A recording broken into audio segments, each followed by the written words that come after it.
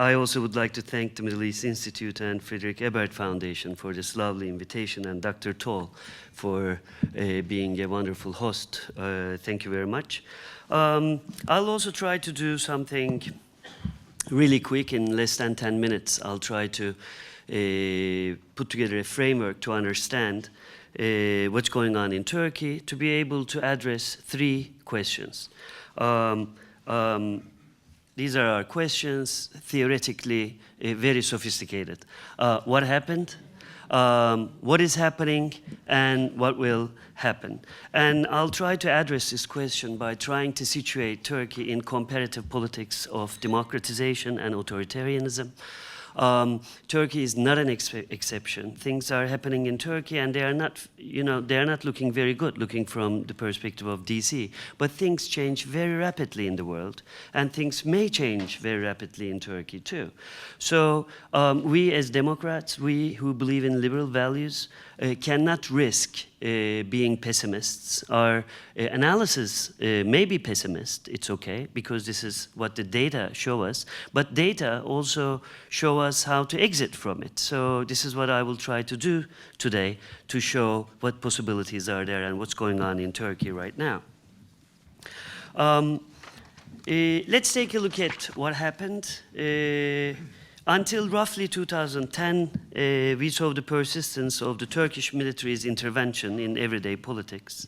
And this institutionalized a hybrid political regime, and we call it in political science tutelary democracy. Alfred Stefan and many others define it as follows. This is my interpretation of their definition: a democratic regime that succeeded in achieving an acceptable level of separation of powers, press freedom, and regular elections, but the civilians had to share political power with the military on matters of structural importance.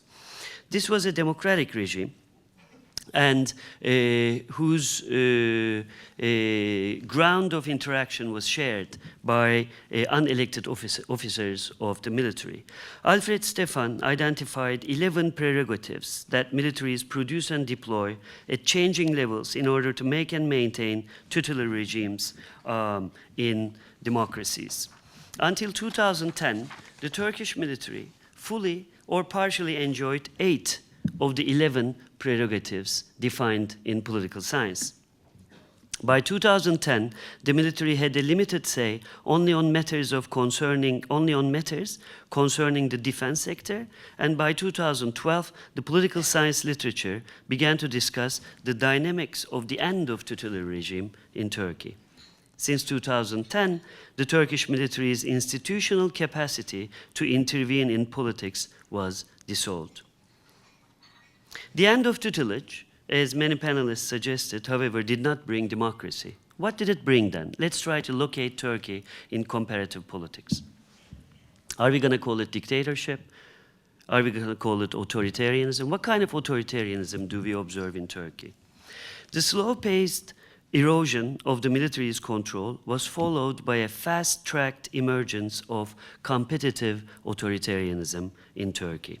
As soon as the AK Party was certain about the end of tutelary regime, it changed the political direction of Turkey from democracy to authoritarianism in basically 3 steps. First, it de facto froze the EU accession process without nominally announcing its end, thus limiting the country's openness to Western pro-democratic influence. Second, it introduced a judicial reform process that weakened the checks and balances of the regime, resulting in a phenomenal increase of political control over the judiciary.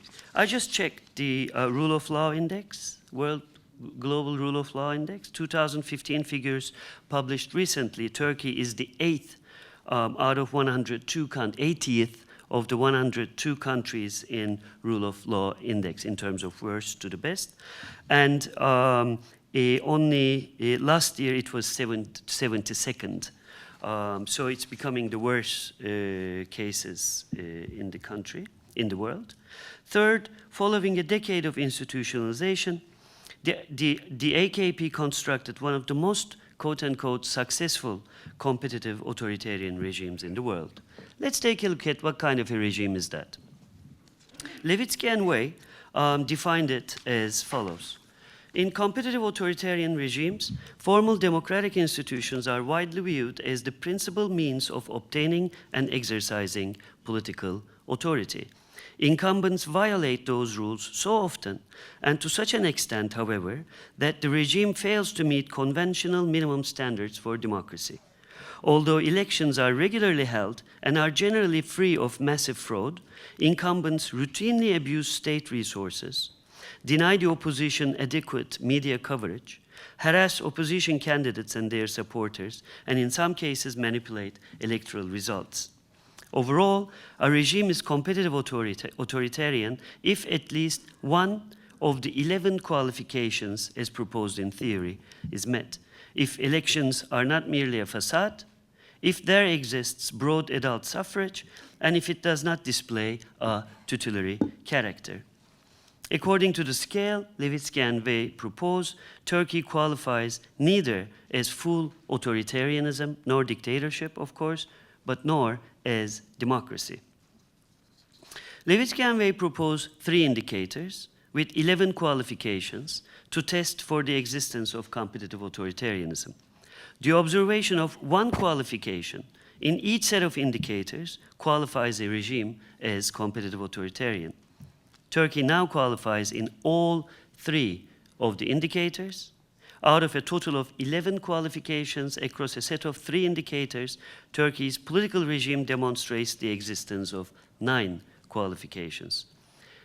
Let's put it in perspective. Between 2010 and 2015, Turkey's performance in building competitive authoritarianism was surpassed only by 5 countries in the world: Armenia, Cameroon, Madagascar, Malawi, and Zimbabwe. So let's take a look at what's happening in that perspective. Let's look at the 2 elections that happened in the last 6 months.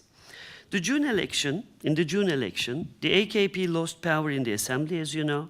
President Erdogan earned a lot of time to bring the country to an early election. Between June and November, we saw Turkish history's worst terror attack, just 3 weeks, 20 days before the election.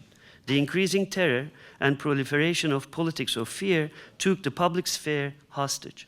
Erdogan's objective was change the menu in the election. He used a tactic well rehearsed in other competitive authoritarian regimes: destabilize the country by first economic mismanagement and controlled dissemination of selective violence. It worked. He successfully shifted the context of elections from rational choice to emotional response. The June election required a rational response from the electorate. One-page menu, it gave the electorate a one-page menu, consisted of 4 major parties and a choice of exit. Exit means if you want, you don't have to vote. November election, however, required an emotional response from the electorate. The menu had 2 pages only. The AKP government or coalition, which one are you going to choose? And the second page consisted of potential political parties, none of which was seen as alternative to AKP. MHP lost 40 members of the parliament, HDP lost 20 members of the parliament, both to AK Party. Çağdaş Şirin and I carried out the only exit poll in the country in both elections and observed this change clearly. In June election, only 1% of our sample did not share with us their political choice. In 5 months, this figure increased 8 times. This is unheard of, reaching to 8%. Even those who accepted to participate in the survey hid their decision. So they are the ones who are not refusing to talk to us. They are the ones who do not tell us about their political choice. Furthermore, the people who told us about their previous choice in June election, in November, showed us that AK Party got around 45% of the votes in the previous election, but this didn't happen. So out of fear, people even changed their choices I can never say that, but retrospectively. and also rationalizing a choice that they have never made in the past. So these things happen only in a context of fear. People were afraid to tell, people were afraid of terror, and they did not see a viable alternative in the opposition. Let's take a look at what may happen. So the ultimate objective, most in competitive authoritarian regimes, the most important objective of most leaders in competitive authoritarian regimes seek a transition, not to democracy, but to full authoritarianism. This is the ultimate objective of Turkey's Erdogan. Such a transition is planned well and now deployed effectively. So let's take a look at what they will try to do. The first is about media freedom. Media is very important. Why? Political parties cannot touch electorate unless there is media. There's 4 years until election, so each political party is going to talk to electorate from the media. If you control media, you control the ballot box, and you can continue having elections which are on the facade. Okay? So media freedom is shrinking with an unprecedented speed right now in Turkey. Can Dündar, a friend of mine, as well as Baskın Oran, the most popular journalist in social and print media in the country, was arrested 7 days ago for espionage charges. He's also the editor-in-chief of Cumhuriyet newspaper. The court accused him of obtaining secrets of the state. Cumhuriyet is like the equivalent of Guardian, if you may think about its news coverage right now. The court accused him of obtaining secrets of the state, something that we're familiar in other parts of the world. Yet everyone knew those secrets, including the president himself. Furthermore, Dündar was accused of printing them, a strange secret agent who wants everyone to know what he knows. I mean, I've never seen such a secret agent in the world printing all the secrets that he gets from the state. Furthermore, as my friend Mr. Bilici said, TV stations, radio stations, and newspapers that do not work as the mouthpiece of the government are nationalized one by one, a tool which cannot be used in any working market economy. Second, AK Party is designing a new political society. This is their objective. And political society outside of AK Party circles is losing its ground of negotiation and opposition. Negotiation is very important. You negotiate with people you disagree with, right? Or you oppose their policies. AK Party's move is carried out by either stigmatizing the opposition's move or by criminalizing their political position. The AK Party politicians and political theorists, strategists, or journalists who support them are ordered by the party administration to never engage in open conversation with non-AK Party circles, whether political, journalistic, or academic, thus making conversation almost impossible in the country, not only in country, but also in Washington, D.C., as you see in the panel. Third, which is very important, AK Party is pursuing and will pursue a political strategy of constant crisis. It will be deployed in the future more frequently because authoritarian regimes flourish only in times of emergency. This will sometimes entail international crisis, such as downing of a Russian warplane, or national, such as intentional or unintentional security vacuums, as designed before the Ankara massacre. So ironically, the AK Party needs to produce instability for it to maintain a stable power. So there'll be international consequences of this policy. The international community will see a less stable Turkey. It will be less successful to negotiate with its politicians, and it will be less likely to foresee the incumbents' AK Party's moves and calculations, because they don't have media, they don't have people criticizing them. There are a lot of people who criticize them, they don't listen, and they try to silence critique, so they're going to make a lot of mistakes, as they did last week, as they did 2 weeks ago, as they did 3 weeks ago, as they have been doing for the last 5 years. So this is going to be the end of their political power. They're digging their own end right now because they don't believe in an open society, they don't listen to critique, and they are losing instruments of correcting their problems one by one. So this is what AK Party is going to do. Let's see what the opposition is going to do. The secular or nationalist right wing will try to coalesce around a Nationalist Action Party if they can manage to change Devlet Bahçeli, the now weakened and defeated leader of non-AK Party right wing in the country.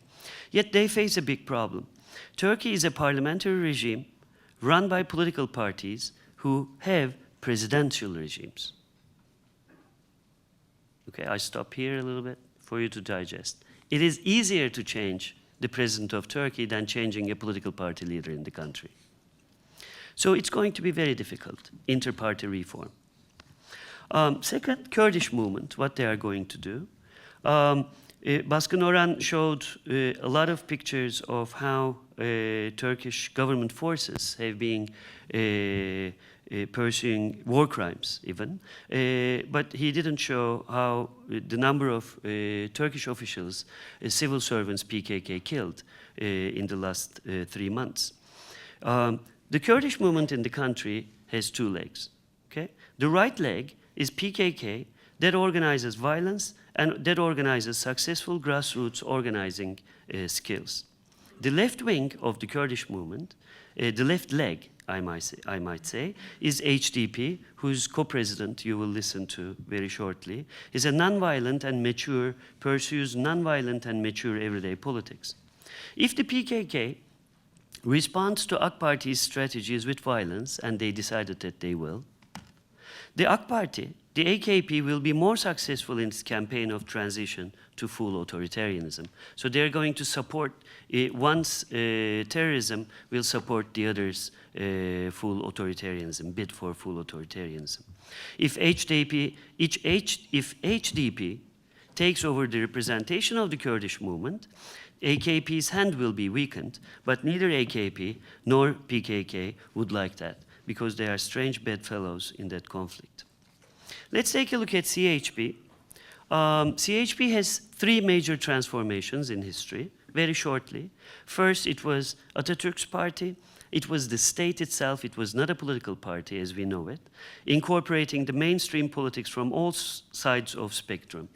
Turkish secular right wing is born out of CHP, not against it, okay? Only against it. In 1970s, Bülent Ecevit, your friend, sir, displaced the first CHP, giving birth to a social democratic alternative in Turkey's politics. And the third PhD is in the making right now with the leadership of Kılıçdaroğlu. It aims at aligning the organization and principles of the party to govern a complex and multicultural society in parallel with Western social democratic and political liberal ideas. Pragmatic, social democrat, pro-EU and pro-Atlantic, in peace with the cultural, religious universe of the country, which is going to be the first time, I believe, the third CHP is under construction. The political message in the beginning of CHP used to be very negative until a few years ago. It told the electorate how it would prevent AK Party from realizing its dreams. Now, CHP is talking about its own dreams. Yet, you have dreams when you're sleeping. CHP's aging administrators fall short of winning the trust of the electorate. And next month, we're going to see whether CHP will renew its administration and pursue a new positive politics, which is going to be the only option for the future of Turkey to be a democratic ally of the Western world. I'm hopeful because of the younger generation that I work with, that I research about and with, but I don't have much time to talk about them. And maybe in Q&A, I can talk a little bit about the youngs and the dreams they have about the future of Turkey, which AK Party, MHP, and MHP, the main 2 right-wing parties, cannot really see and organize at the time being. Thank you very much. Thank you.